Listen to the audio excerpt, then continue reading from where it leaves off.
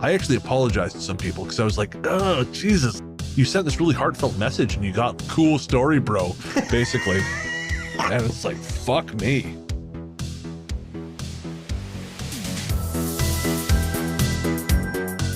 Hello and welcome to Talk Spooky to Me, the Ghost Story Guys mail show. I'm Brennan Storr. I'm Paul Bestall. And this is our opportunity to hear from you, our audience. Paul Bestall, my friend, how you doing? I'm all right, my friend. I'm all right. I'm filling my time with terrifying myself, watching various people throw themselves down mountains at the Winter Olympics, and scaring myself silly with terrifying documentaries about disappearing people. But other than that, we're all good. We just recorded like a 40-minute bonus episode for patrons where we were just going through some of the missing people cases or missing persons cases on that show you're talking about. And Jesus Christ, I mean, some of them seem, pretty standard, but some of them are just scary stuff, like the guy who's involved with drugs who goes to Mexico and doesn't come back. And then someone says he started a new life somewhere. We all know what happened there. Yes. But some of the other cases, man, it is chilling shit. I had my own subtle terror the other day. Now, remember how I told you, a couple weeks ago, I woke up because I was certain I heard the banging in the kitchen. And yes. I got out of bed and, so it was very scary, someone's in my apartment. So this situation, just as scary until I figured out what it was. So middle of the night, having a lovely quiet sleep and nice dreams, which, don't happen. Have I told the story on the show already? No, I think you're having deja vu now. Okay, yeah, I am having deja vu. Did you have a dream about telling anyways. me? Maybe. I feel like I did have a dream. Anyway, not important. Woke up out of bed. Yeah. And because I heard the tail end of a woman's voice speaking quite loudly in my apartment. And I was like, holy shit, what is going? So I get up out of bed. My heart is pounding like it's trying to escape my rib cage. And again, I turn on every light and I think, okay, so it's coming from the kitchen. Hello? And then the voice the voice kicks in again. Bluetooth pairing. Oh, for fuck's! It was my fucking Bluetooth speaker in the kitchen.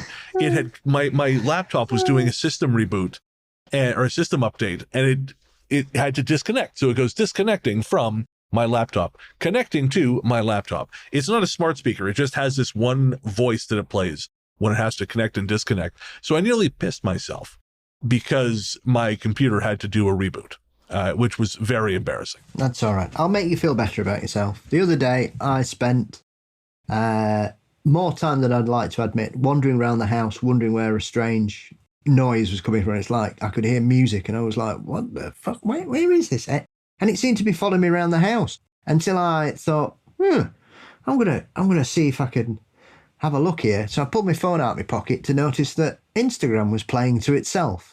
And it was that that I could hear. And I'd wandered all around the house for 20 minutes thinking, what on earth? Where is that coming from? Radio on, radio off, telly on, telly off. Is it, what, is my laptop on? No, it's your phone in your pocket, you bell end. So don't be so hard on yourself. Oh, well, thank you. It's, it's humbling to know that, I used to give my mom shit for not knowing how technology works. And now I am having fights in the night with, frankly, it's a 10-year-old speaker. This is not new technology. But apparently I am regressing the older I get in a lot of ways. Can you change the voice so it says Bluetooth pairing so you'll be all right? Yeah, something I'm used to hearing in the middle of the night. There we go. All right. Well, we are not here, of course, to talk about our budding incompetence with modern technology. No, we are here to answer listener mail. Our courteous and efficient staff is on call 24 hours a day to serve all your supernatural elimination needs. We're ready to believe you. First up is Omar on Instagram, who says, you like movies. Michael J. White is an amazing actor for action movies like this. Also, his other movies he starred in, such as Falcon Rising, is a great movie too. I know that you and Paul like talking about movies sometimes. And this one, I think, another one I recommend is also called, I think, Never Back Down, No Surrender. I am aware of this man's abilities, having seen him on numerous clips and shorts kicking the shit out of people. Yes. Yeah, Michael Jai White, I first remember seeing him back in 1997, kids, when I went to go see Spawn in theaters. That is a guy whose career got off on the wrong foot. And I don't know that he's had a fantastic career, and he's apparently a pretty decent guy. Yes. But yeah, Spawn, which I still enjoy, quite frankly, but it was not well received at the time. And again, the next time I remember seeing him was 4 years later as the villain in Steven Seagal's Exit Wounds. So this kind of tells you in what direction his career went for a little while until he found his niche. He's now seems to have found a real home in direct-to-video entertainment. And I haven't seen that one, Never Back Down, Never Surrender. I'm hoping to catch it one of these days. But I always enjoy watching Michael Jai White beat the shit out of people. Spawn was one of those great examples of a film studio buying the rights to a property and then completely changing it. Oh, really? I don't really know the comic. The only thing I know about Spawn is those HBO, the cartoon. I vaguely remember watching those when I was younger, but I didn't really get into them the way I did the movie. Yeah, it was a very adult-themed character and comic, essentially. It was for mature audiences. And they bought it and tried to make it into a PG film, which is why you don't see any blood in it. If I'm not mistaken, there is a director's cut with the blood, and I think it was playing in Toronto at the Review Cinema last year, and for whatever reason, I wasn't able to go, which was deeply upsetting, because I'm a child at heart, yeah. And you got Spawn in 35 millimeter, I'll drive 2 hours each way to check that shit out. Why not? That's it. And it's Never Back Down is the movie that Oma sent over. Yeah, Never Back Down. And of course, he was also, how could we forget? This should have been the first thing we mentioned. He's Black Dynamite. Of course. What a film. And if you have not seen Black Dynamite, folks, turn off this podcast and go fucking watch Black Dynamite. And then send us an email saying thank you. Yeah. You have to become a patron now because we told you about Black Dynamite. If you have not seen it, you owe us. We're bringing this into your life. It's one of those classic comedies that gets really overlooked, like Top Secret. I think Black Dynamite gets even looked because Top Secret's kind of got the like modern classic, sort of status.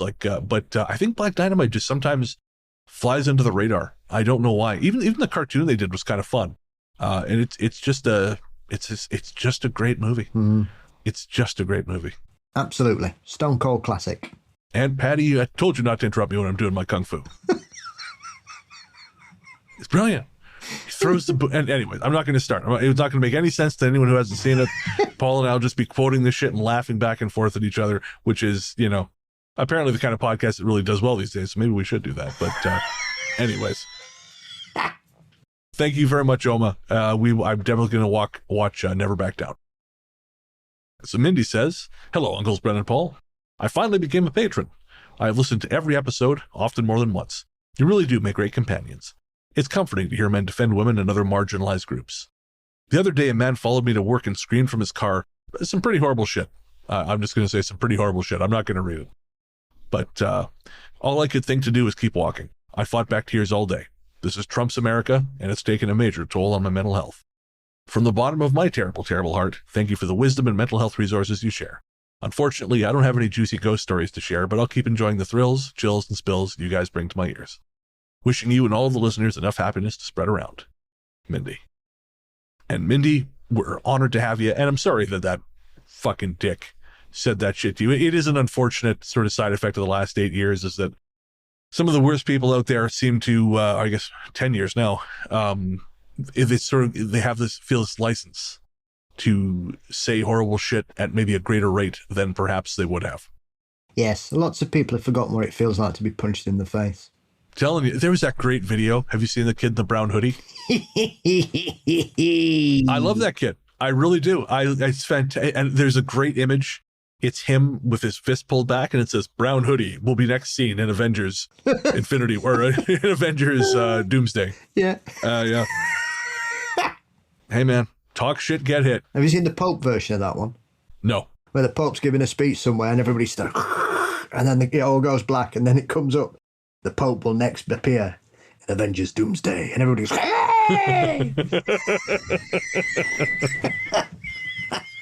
God, that movie better be good, or they are fucked.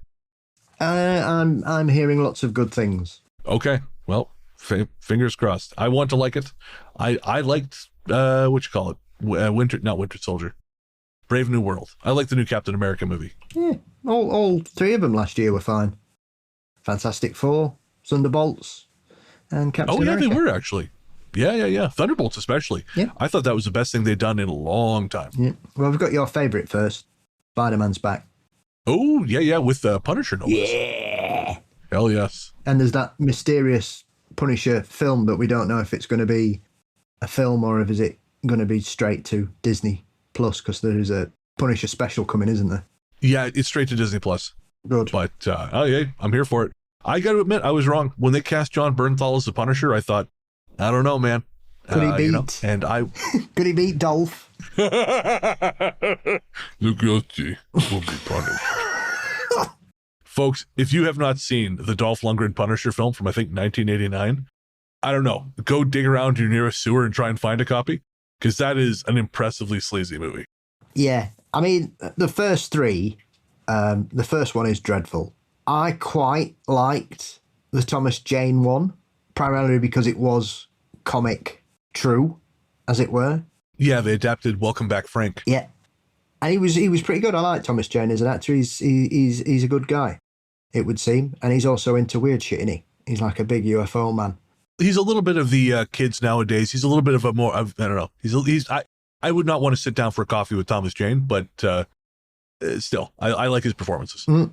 So, and then you obviously had the Ray Stevenson, yeah, Punisher Warzone. Which was too true to the comic. If I'm not mistaken, I know Patton Oswalt, he's a big champion of that film. And I seem to recall him saying or reading somewhere that it was another situation, kind of like the second Nick Cage Ghost Rider film, where their budget was cut substantially from what it was supposed to be. So they really had to adapt. And in the case of Nick Cage's second Ghost Rider film, it never really ends. The film just runs out of reel and kind of spins in the gate. I'll never know. I've watched 5 minutes of that film, and it was 5 minutes and 1 second too much. Oh no, I love Spirit of Vengeance, man. He pisses fire off the back of a truck. What can you say? That's masterpiece right there. I grew up watching shit Marvel films. I did not expect them to be continuing into my 6th decade. Hang on, I think Madam Web is coming through on the phone on the radio here. Hey, I went to the cinema to see those Spider-Man films in the 70s. How do you think I fucking felt watching Spider-Man with mucky hands fighting ninjas? I was like, what the fuck is all this?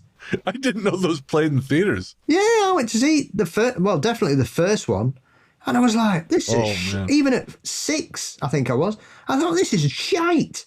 This is absolute shite. What's he doing? Why is he fighting ninjas? Where's the Green Goblin? Where's Craven? Which is not something anybody will be saying that in the modern era. Where's Craven? He's in the bin where he belongs, is what people say about Craven the fucking Hunter now. Yeah, Jesus Christ. I also saw Craven the Hunter, and the less said about that, the better. But we'll move on to our next message. Next, Amanda says, "Hey, Brennan and Paul. I was just listening to the latest episode when you were talking about divine timing and being in the right place at the right time, and it reminded me of something that happened to me a couple of months ago. I didn't save anyone's life, but I wonder if mine was saved or I avoided something. I was driving home and was driving the mother-in-law's car. I know how to get home and I know which exit to take on the highway, but I was driving along. I got off 3 exits before my usual turn. This is a major highway, but it's through rural landscapes. It's not like the exits are just one after another. There's kilometres between them, but I got off at that particular exit. I didn't have any reason why, I just found myself off, and I don't even remember making that decision. It wasn't until I turned away from the highway that I thought to myself, why the heck did I get off here? At this point, I'm not going to turn around to get back on the highway, so I take the back way home and go through a couple of little towns. It's a longer drive, but it's nice. And when I got home, I realised I didn't have my house keys because I'd got my mother-in-law's car keys in my hand. I'd left my house keys at home and didn't realise because my husband and I had left at the same time and he locked up. Thankfully, we've a spare key in a little lockbox outside, so I grabbed that, got the key out quick, unlocked the door, throw the key box on the couch and run to the bathroom. I came back to put the key in and the box back in its hiding spot, and I noticed that the numbers had been changed on the box. Now it said 111, but that wasn't the code. and I highly doubt that me throwing the box onto the couch made all the numbers change to 111. Only one of them is a 1. Getting off the highway was weird, but I could write that off as maybe not paying attention. But then the code changed by itself. It's like it was validating being weird. I don't know why I needed to go a different way that day, but I did. It's just a little thing, but weird. I've also sent you a story about a haunted house that was progressively getting worse every time my house sat or dog sat there. It was on the old-fashioned haunted house episode. Just to let you know, I never house sat there again. They offered me more money and other perks to come back, and I still said no. I later found out that one of their kids and their partner think it's a creepy house too and don't like living there. No one will house sit for them, and the dogs get split up amongst them family when they go on trips now. Thanks for the podcast, Amanda. Amanda, I'm with you. I would not take there's no amount of money that would make me go through that. If you haven't heard that episode, An Old-Fashioned Haunted House, check it out. It is of course in the catalog. Don't ask me what number it is, because I could not ever hope to tell you. But I remember the cover art. I remember what it looks like, but that is it. Also interesting thing about the lockbox opening up. Strange. Again, that's one of the, see, this is when I think like premonitions drive you crazy, when they work out. Because if you take the exit, you avoid, say, there's a car pileup on the highway or whatever, but or maybe not a pileup, but say there's an accident, you miss the exit, or you take a different exit than usual, so you are not involved in that accident, whereas you would ordinarily have been. All you know is that you took a different exit. And you went somewhere and, weird. The key worked, but that's weird. It shouldn't, or the code worked. That shouldn't have worked. I guess whatever, most people would just go, oh, well, whatever, that's weird. But that's, if you're aware that these things happen, that sometimes you get these nudges, it must drive you fucking crazy, because you're like, well, what did I miss? Yeah, because I know exactly the type of box Amanda's referring to, and it's like a little barrel, aren't they, for each number? Yeah, totally. Yeah. Like the old bicycle locks. Yep. So or it could be a keypad. Yeah. So you can't. A random throw on the couch doesn't reset that. I mean, it's not physically impossible, I would suggest. There would be a finite chance of it happening, but the chances of it landing and all the numbers being the same thing, nah. Next up, Dear Brennan and Paul, I've written to you a couple of times and have been patron for quite a few years. I appreciate you must get so much mail at the moment. I've not heard back the past couple of times I've written in, but I find telling you my tales quite therapeutic, so I'm just going to keep communicating. And honestly, that's the way to do it. I'm not good at keeping up with email. That is a fault of mine. I'm just not good at it. So that's why we tell people, when you send things in, we read it. They're deeply appreciated. And if I can get back to you, I will. But I have this thing in my head that makes me want to write a small novel back to everyone who writes to us. And because I deeply appreciate you taking the time to write to me, so I want to take the time to write to you. But then what happens is I can't devote the amount of time it would take to write that. And obviously it would be super weird for me to do that to everyone. And so then my brain just goes click, and none of it happens. So yes, I appreciate you writing in, and you are deeply appreciated. I appreciate your patronage as well. I'm a police officer in the UK, and I always said I'd email if anything unusual or uncanny happened. I have 2 stories for you. One of them was probably one of the scariest experiences I've ever had in my 10 years of this job, but I'll save that until last. Story 1. It was an extremely cold night in a suburb outside the city centre. I'd been called to an extreme assault between mother and daughter at an address. When I arrived, the daughter had fled, leaving her mother inside the house with severe head injuries. Mom was taken to hospital, and crews were split looking for the daughter, who had apparently caused these injuries to her mother during a drunken fight. I remained at Mom's home, which was now a forensic scene. We were able to lock the front door and park the police car directly outside of it, as there was no entry at the rear of the property, leaving it uncontaminated, and thankfully, leaving me and my fresh-out-of-the-box student warm in the car and out of the rain. We were talking away, me looking at my student in the passenger seat, and him looking at me in the driver's. My elbow was resting on the closed driver's side window when I distinctly heard and felt 3 rapid knocks on the window. My student's face immediately went white, and he jumped out of his passenger seat, running around to the front of the car. There was no one there. No one had ever been there, according to my student, but he saw the glass of the window shudder with each knock. There's no way anyone had time to knock on the window out of sight and make off from us whilst we were in the vehicle. We both sat back inside after a thorough search of the private car park, under the car as well. When about 5 minutes later, the radio crackled into life, asking for me directly. It was my sergeant, letting me know that should the daughter return home, she needed to be arrested for murder. Mom had just died in the hospital. Immediately, my student said under his breath, "Oh my God, she came home." Yes. I like that. Damn. That is great. Oof. PC Fancy never had to deal with that kind of shit. No. Or Murdoch. Or Murdoch. And what was his name? Fancy, it was Fancy something. Fancy Smith from Z-Cars? Oh, before my time, mate. Oh, okay.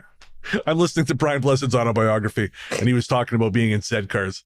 Yeah, I think that finished early 60s, buddy. But, That's not, you know so many things. I just assume you'll know the thing. yeah, police programs have never been my bag, baby. So, Paul, I got this Blu-ray of In the Line of Duty. It says, "This belongs to Paul Bestel. This is my bag, baby." now I've got up and walked out when that's been on, going, "What is this, bobbins?" Not for me, thank you. No, I'm done. I think it's growing up in the 1980s. I'm not really interested. No, that's Why would I that's watch fair. Z-Cars when I could watch Bagpuss? You make a compelling point. That said, I did just download the first 2 seasons of Z-Cars for Nick and I to watch when I'm back for my birthday. So, Oh, you'll enjoy the language in that, mate.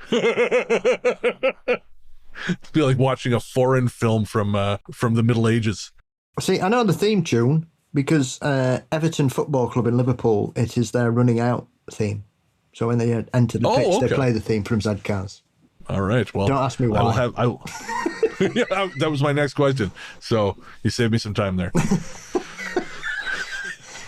They also sing a very rude song about Liverpool, but I'll not repeat that now. Well, while Paul teaches me that song, we're going to take a quick break, and we're going to come back for the second round of Anonymous stories and a few more things as well.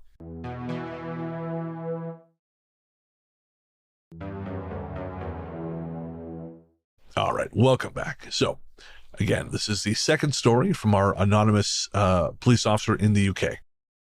It was an extremely cold and rainy night shift. A missing person case had come in, so there were a lot of feet on the ground trying our best to flood the areas around hills and grass that the cars can't cover. We started to utilize drones, however, nothing can beat officers physically covering all areas. I split from my colleagues and was looking around this large grassland with loads of other officers. I couldn't see a bloody thing, and in true horror show fashion, my handheld torch was beginning to die. Oh, no. So I made my way back. Yeah, that's never good. This is the right choice, though. You went back. You did not push on. You was like, fuck this, I'm going back to the car. So I made my way back to the police car to get another torch. However, I had to go down an alleyway. Not smart for anyone on their own, I know. However, halfway down the alleyway, looking up towards the street where the only form of light was pushed towards me, was the outline of the biggest black dog I've ever seen. Just sitting there, staring at me. Like I couldn't see anything other than this outline, and it didn't fucking move. It was huge, sitting on its back legs, and probably would have come up to my chest, just sitting. It was a thick, boxy breed with close-cropped ears like a Doberman, but so much bigger and thicker. I saw nothing else, no more detail because of the light of the street reflected behind it, and my torch had finally died. By the time I unglued my feet from the ground and tried to get close to it, it had completely disappeared. Not faded out or transformed into a wheelie bin or bollard, like here 1 minute, gone the next. Afterwards, I did have the courage to tell one of my colleagues, but I think he thought I was so tired I was hallucinating. I've never been so scared, and nothing I have faced has filled me with that much fear. However, I was going to ask Luke if he could attempt to make me feel better, and that this isn't an omen of my death. However, I read previously that an understanding of the black dog from the Shropshire/Midlands area is that they are often seen by miners and watchmen as guardians. The hound walks with those who serve. Hope you're both well. Anonymous. And Paul, is that sort of line up with your knowledge of the black dog? It depends where they are. Oh, okay. But this is... I'm trying to think who I was talking to about this the other week. The black dog has myths have all been mushed together by a lot of people who don't understand Britain and presume that we all speak British. You know, the kind of people who think we've got a British accent you know, those kinds of people, which offends. Certainly not me. No, I know, but it's usually people from a particular place who call it the British accent. There's not even an English accent, you know. I don't sound like a Geordie, and a Geordie doesn't sound like somebody from Essex, and a guy from Essex certainly does not sound like somebody from Cornwall, and yet we're only 700 miles from tip to tail, right? And that's, you know, we don't even have the same name for a piece of bread within 20 miles of each other. So why you think we're going to sound the same, I don't know. Anyway, the same kind of things happened with Black Dog, where it's all been meshed together, and it's definitely always a terrifying creature, a portent of death, which is nonsense. If it's easily disproved. There are plenty of members of the Black Dog gang that are often a scary sight or a portent of doom or just a bad omen of whatever. But there are regional variations of the legend, and in certain parts of the UK. I'm not too sure about Shropshire and the Midlands, but I know further across, is it Staffordshire? It's not far, but they are considered good omens, and they're used to protect people. And I've read countless reports of people over the years who considered it to be there as their protector, not as their terror. Okay. But like I say, I mean, we don't even call them. I mean, it's like everybody calls it the Chock. Well, no, the Chock is what they call them in East Anglia. That's what the Chock lives. We don't call them Chocks. We call them bar guests or padfoot here. Every area's got a different name for it. It's not the same thing. If you look for a list of British names for the Black Dog, the Chock is one of about 15. I'd be sending an email to Mark Norman, who's the Black Dog aficionado in the UK, leading folklorist and all-round promoter of everything weird and wonderful under the folklore umbrella. Oh, okay. There you go. So, Anonymous, if you wanted to reach out to them, that's an option to Mark. Mark did a brilliant book about, I think his show's called The Folklore Podcast. Okay. Which I think he co-hosts with his wife. But Mark did a book a few years ago about black dogs. Surprisingly, it's as rare as a black dog sighting these days, but I was very lucky to snatch one on eBay a couple of years ago. Oh, cool. For a much lesser price than what somebody was trying to flog me one on Amazon for. I had this come up recently because I went to check out a new bookstore, and they had a couple books there that just really jumped out at me. And I thought, well, that's interesting. Let's, and so I looked it up on Amazon, and used copies were selling for like $100, and they were charging $3 for this. And I thought, what is going on here? So that's okay. So I grabbed a couple of these books because there were a couple of them which were selling for way, way more on Amazon. But then I thought, I'm going to check Abe. And I went over to Abe Books, which I understand is now owned by Amazon. But no, they're selling for like $4 over there. So I don't know if people on Amazon are just stupid, or, they're hoping that someone's desperate enough to pay for a copy of the day Detroit almost died, or whatever it's called. It's a book about a nuclear incident in Detroit that apparently happened in the 70s. Or 60s, something like that. They're so desperate for a copy, they're not going to notice if you go to a different site, you can get one for $87 cheaper. Yeah. Well, ironically, that's the reason The Vertical Plane was re-released, because Ken, who wrote the original book in the 1980s, it had gone out of print, and that was selling for £400-500 a copy. Right, I remember that, yeah. And he got so annoyed about people taking the piss. It was the main reason he did an updated version, just to completely kill that trade. Because the book's essentially the same, he's just obviously expanded it. But the original body of the book that came out in the 1980s is still there. He's just obviously added it and got an extra prologue and updates and things like that. And he told me that himself, because I invited him on the show, and he said, well, I'm a regular listener, I think you're great, but I'm not doing any more interviews, because he got absolutely crucified in the 80s because people just called him a bullshitter and a liar. Yeah, we should do a show where we talk about that one of these days. The Doddington Mystery. Well, thank you, Anonymous. And again, please do not take my lack of response as lack of interest. This is not specific to you. And believe me, I am self-excoriating about this. I am just not good at emailing people back because I always think if I just send 1 or 2 lines, that's going to seem flippant. Like I don't give a shit. Because believe me, before I took over handling the email, I saw some of the messages that went out and it seemed so flip.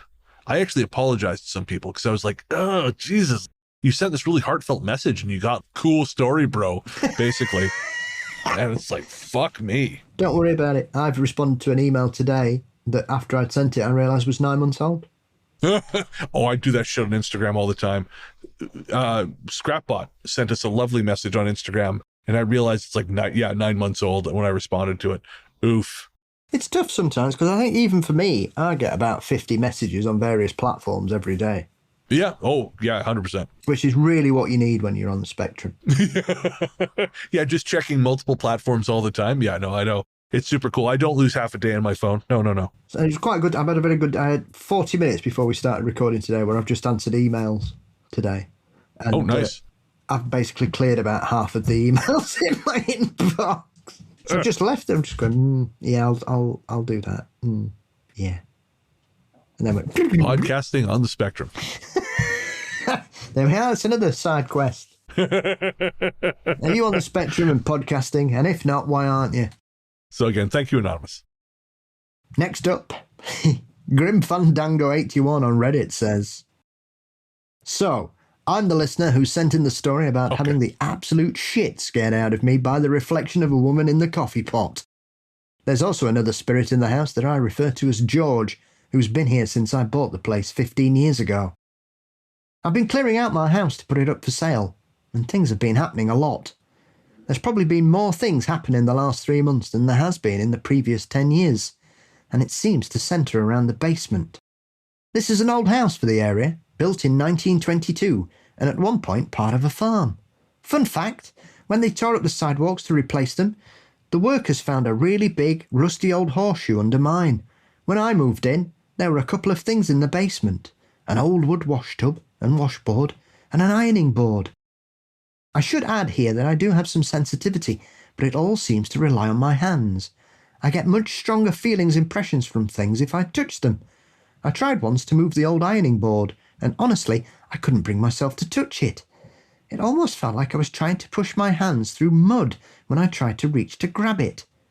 The feeling couldn't have been clearer. I was not meant to touch those things, and they did not belong to me. And I haven't touched them since. They'll stay here when I leave as well. There's also a lot of old cabinets in the basement, and about 2 weeks ago, I went downstairs to do laundry and found every single cabinet door open. When I closed them, because seeing them open was increasing my feelings of uneasiness, they felt unpleasant to touch, like just gross. They made me feel the same type of revulsion I'd feel if I accidentally touched some wet food in the sink whilst washing dishes. The entire time I was down there, the hairs on the back of my neck were standing up, and I felt like I was being watched. The room I'm sitting in right now has some interesting stuff on the shelf that runs all the way around the room. One of those things is a model skeleton I got when I was in college. It's fully articulated except for the fingers and toes. I came home from work, and the skeleton had been moved from the corner where it normally is to being seated on the chair several feet away. This chair is below and several feet to the right of where the skeleton sits, and there's no way it would have fallen down that way. It would have just fallen straight down, and there's no way my cats could have knocked it over, and even if they had, it seems really unlikely it'd land sitting up. And then there are the dimes. I'm finding dimes everywhere. On the kitchen counter, in the cup by the bathroom sink, on the nightstand, on the desk, in my boot. I've got them saved. Touching them makes me feel not anxious exactly, not nervous, but I definitely feel something. I've loved being here for 15 years, but things are taking a turn for the weird, and I'm starting to look forward to moving on. I'm with you, Grim Fandango. I don't love the sensation of being watched. And like the skeleton thing seems like a kind of harmless prank, but also it just, I don't know, it's unnerving. Don't touch my shit. I'm all for the dimes though. The dimes sound cool. You find 10 of those bad boys, you got yourself a game of pinball. There is a specific thing about people who get feelings from touching objects, isn't there? Because it's not, there's versions of being a clairvoyant, isn't there? It's not just seeing things in your mind. And I'm trying to think what it's called. I think it's psychometry. Yes, that's it. Psychometry, when you get sort of feelings from handling or touching objects from haunted places or whatever. Sounds to me like they're sad you're leaving, personally. Oh, interesting. You think so? Yeah. I think they're upset that they've liked you living there, and they're sad to see you go. Well, I make sure to say goodbye when you do go. Yes. Grim Fandango 81. Spend those dimes on something nice for yourself as a leaving gift from them.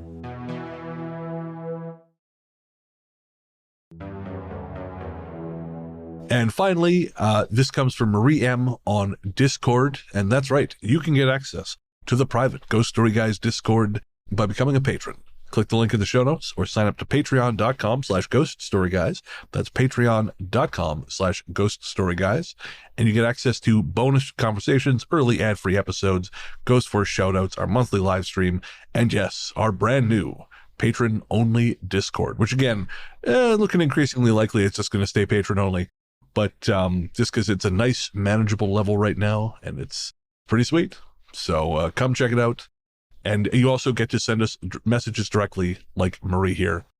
Marie says, listening to the Haunted Phoenix episode, the story about seeing people at the side of the road who vanished reminded me of one of my mom's stories. The only time she thinks she saw a ghost was driving back from school late in the evening after a function at the school in which she taught. She was going down a country lane in the dark and it was raining hard. She passed an old man walking down the road dressed in very old-fashioned clothes and using an old sack over his head as a hood to keep the rain off.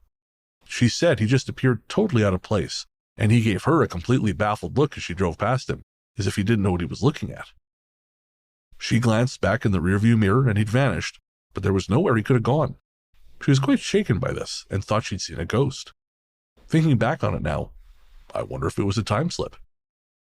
And you know, Marie, I got to tell you, I'm not the kind of person who jumps the time slip a lot, but I think you might be onto something there, because I know someone that happened to. Not exactly this thing, but they clearly saw someone who saw them and reacted with shock, and then they faded away. But my friend it happened to is convinced that what happened was she saw someone from the past. I love those. There's not many of them. Oh, yeah. But I love those where somebody sees something that's clearly a ghost and they look as shocked as you do. I love those. Yeah. There aren't many, but there's some belters. Absolutely. Well, it was Strange. One of the women I interviewed for Strange got up to use the bathroom, walked into an old man in like a sleeveless shirt who looked just as shocked to see her as she was to see him. And when she went to look again, he was gone. One of the stranger versions of that I remember hearing on a Ghost to Ghost special was a guy rang in and said when he was a kid, he decided to sneak downstairs in the middle of the night because he really wanted some chocolate. And as he got to the kitchen, he saw this man behind the counter making himself a sandwich. And he thought, oh, who's that? And so he just shit himself and ran back to bed. And then 20 years later, he's been out on the lash and he came in and he thought, I'm really fucking starving. So he stood there and he started making himself a sandwich. And as he's making a sandwich, he looks up and he sees this little kid just walk in, see him go, and run off. And I thought, shit. Whoa, that's crazy. And that's from about 25 years ago. Oh, I love that. We had one when you and I did Haunting of Toronto. Mm. There was a guy on, I think he was on Yonge or Dundas or something. I think it was Yonge Street in Toronto. And he realized that he had seen his older self. And, but he didn't realize it until he was older and seeing his younger self walking towards him. That's some time traveler's wife shit. Yeah. Hopefully not as sad. Well, yeah, hopefully not as sad. Jesus. That book made me fucking cry. And the movie made me cry even more. Holy Christ. Woof. All right. So thank you, Marie. You didn't make us cry. Our conversation did. Marie, thank you so much. And thank you to everyone who wrote in, who left their comments on Instagram, Facebook, Reddit, via the website, via email, all those places. Of course, we're on Reddit as r/Ghost Story Guys podcast. We're on Facebook as the Ghost Story Guys Cabin. We're on Instagram as The Ghost Story Guys. We are on Discord, of course. If you're a patron, you can reach us there. And again, you can email us at ghoststoryguys@gmail.com, or you can fill out the form at ghoststoryguys.com. And we read everything you send, except on the Instagram. That is hard to keep track of. And we appreciate every single one of you for getting in touch. Again, we love doing what we do, and hear from you guys really, really what makes it worth doing. Certainly does. And Paul, my friend, where can everyone find you online? You can find Mysteries and Monsters lurking on various social media sites on all podcast aggregators. Fabulous. I'm Largely the Truth on Threads, Instagram, Blue Sky, and Letterboxd. You can find my horror fiction show Fear Daily, co-authored with Brandon Scheck-Snyder, everywhere fine podcasts live. You can also find me reading audiobooks on Audible. These Haunted Times Volume 6 should hopefully be out by the time you hear this. And of course, it would hardly be an episode of Talk Spooky without a song. This time around, we are pleased to present a new guest to the show. Coming out of Leicester in the UK is St. Martin with The Closing, the lead-off track from their upcoming album, And Testament. According to the St. Martin Bandcamp page, And Testament is the sound of loose ends being gathered at the end of all things. The third full-length album by St. Martin, And Testament, takes its name from a contraction of Last Will and Testament.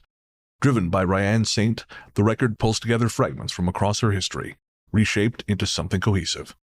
Written during an intensely difficult chapter, the album circles a single unresolved question. Why? Themes of faith, doubt, loss of innocence, and survival run throughout, with religious imagery confronted and fractured. Sonically, the record deepens St. Martin's trip-hop and gothtronica foundations with post-punk coldness and echoes of an earlier electronic era created in close collaboration with Misha Wexler. The darkest and most mature St. Martin release to date, And Testament, is music made in the storm, and a reminder that no one moves through the dark alone. And I could not agree more with St. Martin on that. We certainly do not move through the darkness alone. And Testament will be released in full on April 3rd, 2026. And if you check out the St. Martin Bandcamp page, that's Saint, SAINT, MARTYN.bandcamp.com, you can also get a vinyl copy. Because as all my fellow vinyl nerds know, it just sounds better that way. So again, our musical guest is St. Martin with The Closing, the lead-off track from their upcoming third full-length album, And Testament, available April 3rd, 2026. If you like what you hear, make sure to check out more from St. Martin by following the links in the show notes, or by searching for St. Martin wherever you stream your tunes. Thank you, as always, for listening, folks. We could not do this without you. We are deeply grateful to be part of your day. Paul and I will be back next week with episode 235, but until then, we will leave you with St. Martin and The Closing.